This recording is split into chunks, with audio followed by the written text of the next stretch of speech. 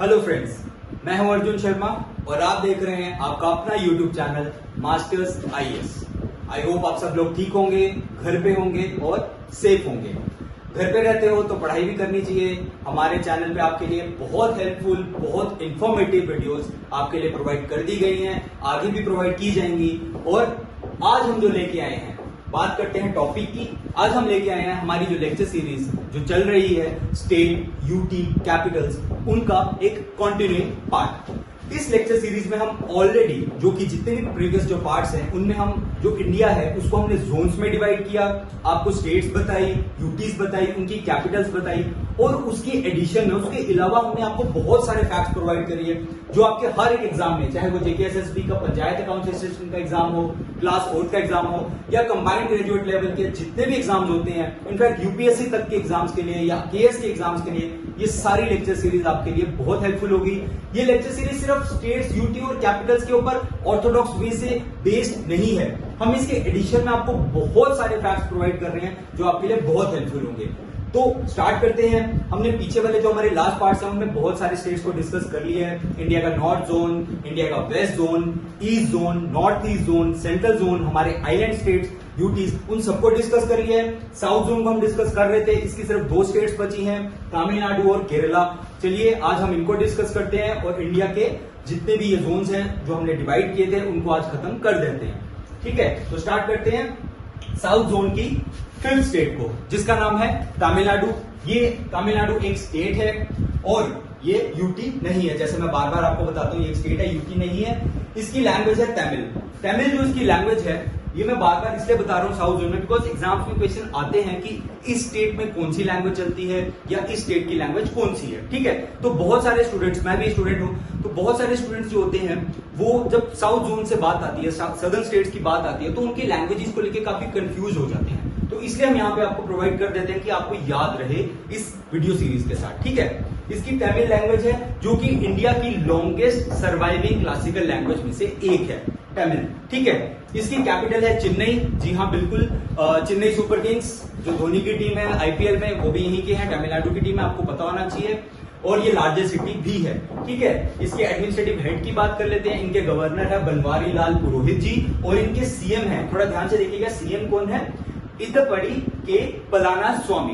इदपड़ी के पलानास्वामी यहाँ के एआईएडीएमके के चीफ मिनिस्टर हैं इस वक्त। और इसकी अगर हम नेशनल नेबर्स की बात कर लें तो वो है केरला, कर्नाटका, आंध्र प्रदेश और पुडुचेरी। ये 4 इसके नेशनल नेबर्स हैं, यानी तमिलनाडु अपनी नेशनल जो बाउंड्री है, मतलब इंडिया के अंदर, with in India, in 4 states के साथ अपनी बाउंड्री को शेयर करता है।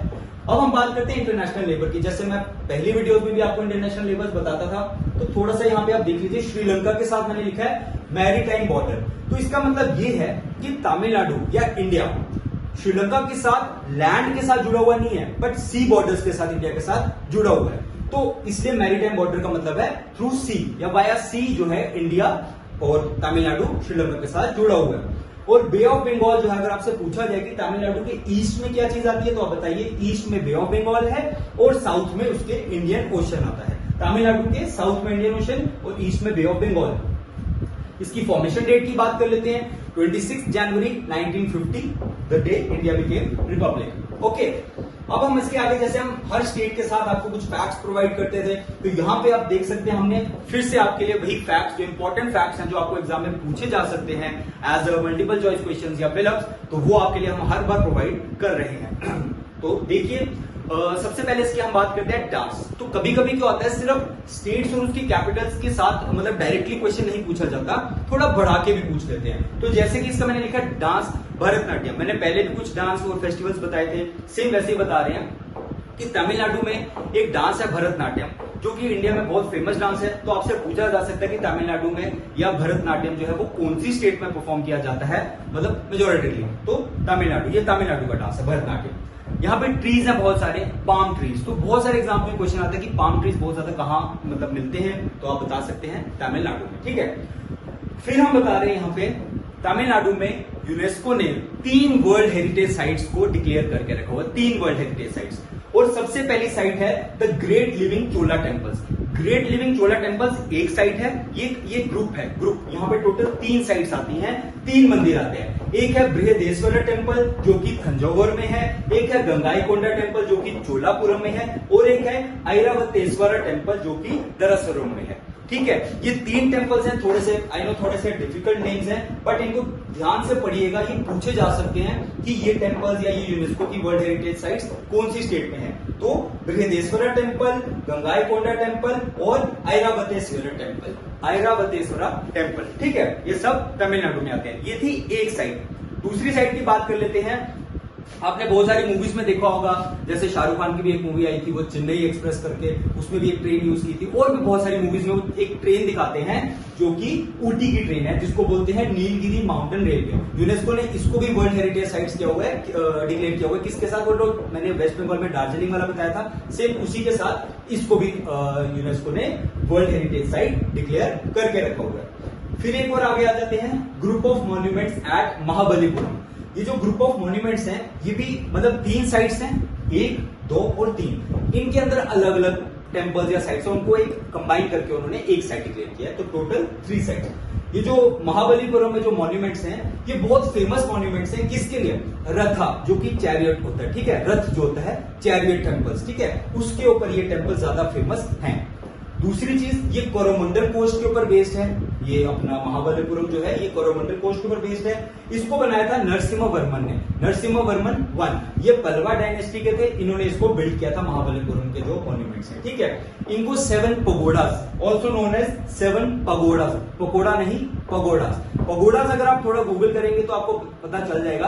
अगर आप जैसे चाइनीज कुछ अगर मूवीज देखते हैं या जापानीज मूवीज देखते हैं, उसमें ऐसे ट्रायंगुलर ना, ऐसे हट्स टाइप, ऐसे वो बिल्डिंग स्ट्रक्चर खड़े होते हैं, 1 हट, 2 हट, 3 हट, एक ही बिल्डिंग के अंदर ऐसे रूफ्स, ऐसे करके रूफ्स होते हैं। तो वो आप देख सकते हैं, वो ऐसे करके होते हैं, ऐसे। तो ये एक ही बिल्डिंग के ऊपर ऐसे करके ऐसे रूफ्स होते हैं, तो इसलिए इनको पगोडास बोला जाता है। इसी टाइप के कुछ इन्होंने यहाँ पे टेम्पल्स बना रखे हैं। तो जो भी जो मतलब फेमस जो हिस्टोरियंस थे या ट्रैवलर्स थे जो इंडिया विजिट करते थे, उन लोगों ने ये चीजें नोटिस करके इनको ऐसे नाम दिए।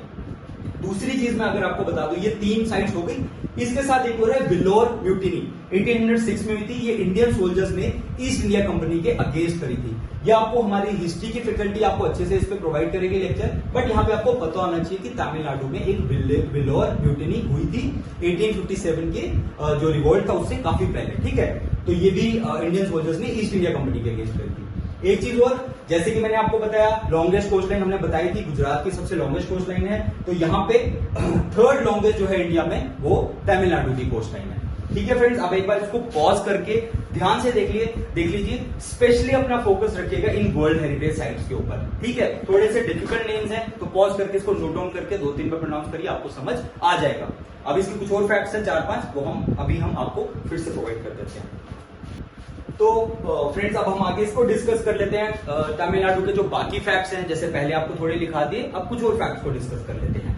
1947 में जब इंडिया इंडिपेंडेंट हुआ, तब मद्रास स्टेट थी, वो एक प्रेसिडेंसी थी, फिर वो मद्रास स्टेट बन गई। ये मद्रास स्टेट जो थी वो मेजोरिटरली कुछ स्टेट्स को मिला के बनी थी, जैसे कि तमिलनाडु, आंध्र प्रदेश के कुछ पार्ट्स और कर्नाटक और केरला के कुछ पार्ट्स के साथ मिला के मद्रास स्टेट थी। बट 1969 में ये जो मद्रास स्टेट थी इसको रीनेम किया गया एज तमिलनाडु, और लिंग्विस्टिक बेसिस के ऊपर जब स्टेट्स अलग अलग बन गई तो वो बाकी स्टेट्स अपनी अपनी उसमें बन गई, और तमिलनाडु जो थी वो इसका मद्रास स्टेट का ये बन गई, ठीक है, रीनेम्ड एज तमिलनाडु इन 1969। यहाँ पे जैसे आप लोग बहुत सारे लोग बहुत बचपन में सुनते आ रहे हैं कन्याकुमारी, तो कन्याकुमारी जो है वो भी अपनी तमिलनाडु जो है इसी का पार्ट है, और ये इंडिया का सदर्न मोस्ट टिप है, मेनलैंड के ऊपर इंडिया का सदर्न मोस्ट टिप है, जो कि इंडिया का सदर्न मोस्ट टिप, और ये यहाँ पे मीटिंग पॉइंट है अरेबियन सी का, बे ऑफ बंगाल और इंडियन ओशन का। तो ये जो कन्याकुमारी है ये इंडिया का सदर्न मोस्ट, अगर आपसे कोई पूछे मेनलैंड पे सदर्न मोस्ट टिप कौन सी है, वो कन्याकुमारी है, ठीक है। और यहाँ पे कौन कौन से वो जो सीज और जो वो ओशन कौन कौन से मिलते हैं, Arabian Sea, Bay of Bengal और इंडियन ओशन। अब हम आगे बढ़ते हैं कुछ और फैक्ट्स के ऊपर।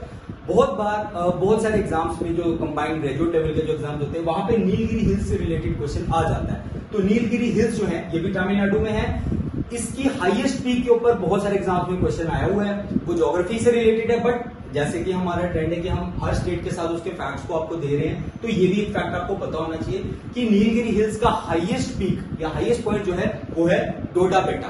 ठीक है, डोडा बेटा, हमारे डोडा से आप रिलेट कर सकते हैं, डोडा बेटा। इसकी जो हाइट है अबव सी लेवल वो है 2637 मीटर्स, यानी कि 8652 फीट। तो ये आपको पता होना चाहिए कि डोडा बेटा हाईएस्ट पीक है नीलगिरी हिल्स की। ठीक है, आगे चलते हैं। जैसे बहुत से लोग नाम सुनते हैं राम सेतु या राम ब्रिज, वो भी तमिलनाडु में है, जिसको एडम्स ब्रिज बोला जाता है या राम सेतु बोलते हैं। और ये लाइमस्टोन शोल्स के साथ बना हुआ है, बेसिकली लाइमस्टोन के साथ बना हुआ है, ऐसे कुछ पत्थर टाइप, ऐसे छोटे छोटे से आइलैंड टाइप। और बोला जाता है कि बहुत पहले ये जो राम सेतु या एडम्स ब्रिज था, ये इंडिया को श्रीलंका के साथ कनेक्ट करता है। हम माइथोलॉजी में नहीं जाएंगे या रामायण के साथ नहीं जाएंगे, बट आप इसको रिलेट कर सकते हैं अपने पर्सनल यूसेज के लिए कि रामायण के साथ राम सेतु या एडम्स ब्रिज वो तमिलनाडु में है। ठीक है, तो आप एक बार पॉज करके तमिलनाडु के ये फैक्ट्स को दोबारा से देख लीजिए। 8 से 10 फैक्ट्स हैं। और एक चीज और मैं आपको बता दूं, यही तमिलनाडु में जो चेन्नई सुपर किंग्स, जो हमारी आईपीएल की टीम है, बड़ी फेमस टीम धोनी जी की, वो भी तमिलनाडु से है। बहुत सारे हमारे स्पोर्ट्स पर्सन या फेमस पर्सनैलिटीज जैसे कि दिनेश कार्तिक, फिर रविचंद्र अश्विन, फिर उसके बाद महेश भूपति जो टेनिस खेलते थे, फिर विश्वनाथन आनंद जो बहुत बड़े वर्ल्ड फेमस चेस प्लेयर हैं, वो सब के सब चेन्नई यानी तमिलनाडु को बिलोंग करते हैं। ठीक है फ्रेंड्स, आगे चलते हैं हम केरला के ऊपर, जो कि साउथ जोन की लास्ट स्टेट है। तो फ्रेंड्स, अब हम डिस्कस करने वाले हैं साउथ जोन की लास्ट स्टेट, 6th स्टेट, वो है केरला। केरला को डिस्कस करने से पहले मैं थोड़ा सा आपको जो लास्ट स्टेट हमने डिस्कस करी तमिलनाडु, उसका थोड़ा सा बता दूं।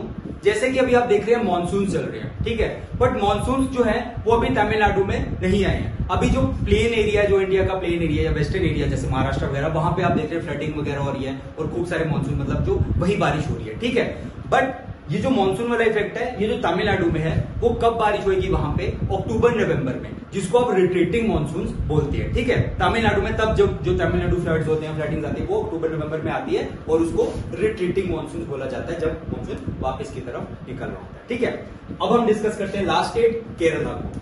केरला जो है वो लास्ट स्टेट है अपनी साउथ जोन की। ठीक है, इसकी कैपिटल है, ये मैंने थोड़ा सा स्पेस कम थी तो ऐसे थोड़ा लिख दिया, इसकी कैपिटल है, ये एक ही है, थिरुवनंतपुरम। ठीक है, थिरुवनंतपुरम। ओके, इसके जो एडमिनिस्ट्रेटिव हेड है वो है आरिफ मोहम्मद खान, और इसके जो सीएम है वो है पिनाराया विजयन, जो कि communist party of India Marxist को बिलोंग करते हैं, CPIM। ओके, आरिफ मोहम्मद खान और पिनाराया विजयन। ठीक है, इसके जो नेशनल नेबर्स हैं वो है कर्नाटका, तमिलनाडु और पुडुचेरी, 3 इसके नेशनल नेबर्स हैं। इंटरनेशनली इसका कोई नेबर नहीं है, बट जैसे हम पहले भी बताते रहे, इसके साथ लक्षद्वीप सी टच होता है। ठीक, फॉर्मेशन डेट इसकी केरला की 1 नवंबर 1956 है। और या जो बेसिक डाटा हमने आपको दे दिया, अब थोड़े से फैक्ट्स हम यहाँ पे डिस्कस कर लेते हैं। ओनम फेस्टिवल जो है बहुत बार भी होता है और एग्जाम्स में बहुत बार इसके एमसीक्यूज आते हैं कि ओनम फेस्टिवल कहाँ पे सेलिब्रेट होता है। तो मोस्ट इंपोर्टेंटली ये ओनम फेस्टिवल जो है ये केरला में सेलिब्रेट होता है। ठीक है, ये बेसिकली एक हार्वेस्ट फेस्टिवल है, जैसे नॉर्थ इंडिया में बैसाखी वगैरह होती है उस टाइप पे जो होता है, और सेम ओनम जो है वो केरला का हार्वेस्ट फेस्टिवल है, कटाई के तौर पर इसको मनाया जाता है। ठीक है, केरला की जो सबसे इंपॉर्टेंट चीज एक और मैं बता दूं, इंडिया में जो हाईएस्ट लिटरेसी रेट है वो केरला में है। 2011 के सेंसस के अकॉर्डिंग 93.41% जो यहाँ के लोग हैं वो लिटरेट हैं, एजुकेटेड लोग हैं। ठीक है, तो हाईएस्ट लिटरेसी रेट इंडिया में केरला में है। ओके, आगे चलते हैं। जैसे मैंने तमिलनाडु में डिस्कस करा था, सेम मैं यहाँ पे डिस्कस कर रहा हूँ। अन्नामुडी पीक, अन्नामुडी पीक जो है ये वेस्टर्न घाट जो हिल्स हैं उनका हिस्सा है। अन्नामुडी पीक ये साउथ इंडिया का हाईएस्ट पॉइंट है, मतलब हाईएस्ट पीक जो है साउथ इंडिया में वो अन्नामुडी पीक है। इसकी जो ये लेंथ है 2695 मीटर्स या फिर 8842 फीट। ठीक है, आगे चलते हैं। अभी न्यूज में बहुत सालों से बने हुए हैं हमारे बड़े चहेते राहुल गांधी जी, जो इंडियन नेशनल कांग्रेस को बिलोंग करते हैं, वो केरला की स्टेट से वायनाड कॉन्स्टिट्यूंसी को बिलोंग करते हैं। ठीक है, और लास्ट फैक्ट, वैसे तो ये ज्योग्राफी की हमारी फैकल्टी आपको बता देगी, बट वेम्बनाड लेक है यहाँ पे एक, ये केरला की लॉन्गेस्ट लेक है। तो फ्रेंड्स, यहाँ पे हमने अपना साउथ इंडिया को डिस्कस कर लिया है। जो बेसिक फैक्ट्स थे वो भी डिस्कस किए, एडिशनली हमने आपको बहुत सारे इंपॉर्टेंट फैक्ट भी प्रोवाइड कर दिए। तो यहाँ पे इंडिया की स्टेट्स, यूटीज, कैपिटल्स और उनके जितने भी नेबर्स वगैरह थे, ये एक्स्ट्रा फैक्ट जितने भी आप हमारी सारे वीडियो लेक्चर सीरीज को पूरा देखेंगे तो आपको अच्छे से समझ आ जाएगा। तो सॉरी, नेक्स्ट जो हम पार्ट लेके आ रहे हैं, इसमें हम आपको एमसीक्यूज, फिलअप्स या बहुत सारे फैक्ट्स, इंपॉर्टेंट फैक्ट जो इन टॉपिक और इनसे बढ़कर भी अगर जो टॉपिक्स है जो इनसे दूर दूर तक भी रिलेट करते होंगे, वो मास्टर्स का चैनल आपको हमारी टीम प्रोवाइड कर देगी। प्लस एडिशन में हम आपको क्या प्रोवाइड करेंगे, जो हमारे इंडिया के साथ जो इंटरनेशनली जो बाउंड्रीज टच होती हैं, बिकॉज बहुत बार क्वेश्चन जो ऐसे भी इस टॉपिक से हटके भी एग्जाम में क्वेश्चन आते रहते हैं कि इंडिया के साथ सबसे ज्यादा जो कौन सी कंट्री है जो इंडिया का नेबर है, वो सबसे ज्यादा बॉर्डर लैंड के थ्रू किसका है, जैसे बांग्लादेश का है, क्या अफगानिस्तान का इंडिया का नेबर है, बिल्कुल है। चाइना के साथ कितनी बाउंड्री है, कौन सी स्टेट टच होती है, चाइना की लैंग्वेज क्या है, करेंसी क्या है, उनके जो हेड्स हैं, तो ये सब चीजें जो है हम आपके लिए प्रॉपर ऐसे चार्ट्स बना के आपके लिए लेके आ जाएंगे नेक्स्ट जो हमारी लेक्चर सीरीज होगी।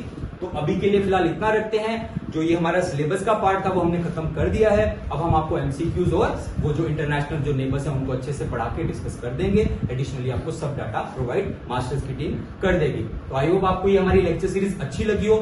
थोड़ी सी लंबी है, थोड़ी वास्ट लेक्चर सीरीज है, बट हमने बाकियों की तरह सिर्फ स्टेट्स यूटीज के कैपिटल्स ही नहीं दिए, हमने आपको उससे रिलेटेड, उससे दूर दूर तक जो फैक्ट्स एग्जाम में आ सकते हैं, मास्टर्स की टीम ने आपको वो अच्छे से पढ़ाया है, समझाने की कोशिश करी है, हर डेटा को प्रोवाइड करने की कोशिश करी है। कुछ रह गया हो तो हम उसको फिर से प्रोवाइड करेंगे। आप हमें अपना फीडबैक दीजिए, कमेंट करिए, लाइक करिए, हमारे चैनल को सब्सक्राइब करिए, बिकॉज हम चाहते हैं कि आप हमारे चैनल के थ्रू सिर्फ एग्जाम में बैठे ना, आपका ये एग्जाम क्लियर भी हो। तो आई होप हमारा ये लेक्चर सीरीज आपको अच्छी लगी हो। प्लीज लाइक सब्सक्राइब कीजिए।